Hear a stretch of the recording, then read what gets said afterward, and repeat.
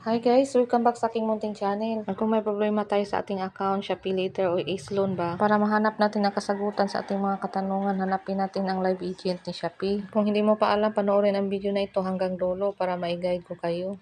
Nandito naman sa home ng ating Shopee application, at scroll up nyo pataas para makita natin yung chat with Shopee. I-open natin at hintayin natin hanggang sa ma-open yung, at may automatic agent silang na ibinigay sa atin na nakapangalan Pixie. At dito naman sa ibaba guys, i-type natin ang live agent. Pag na-type nyo na ang live agent, send nyo na, then mag-reply sila, then dito makikita natin chat with an agent. Pindutin nga po natin tong chat with an agent, kaso may incision pala sila ngayong ongoing other device, kaya wait po.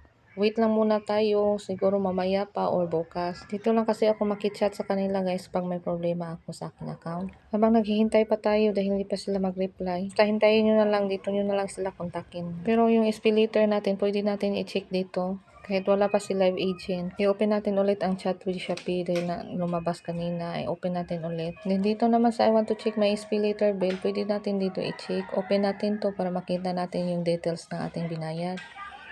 At ayan guys, nag-reply naman sila sa ating SPLater bills at nakabayad na nga ako kanina kahapon. Kaya yung latest update ko na binayad ko, makikita ko naman dito sa SPLater bill ko, nakabayad naman ako kahapon at nung isang araw din. Dito naman natin makikita yung nabayad natin, latest natin. Pero makikita din naman sa ating transaction doon.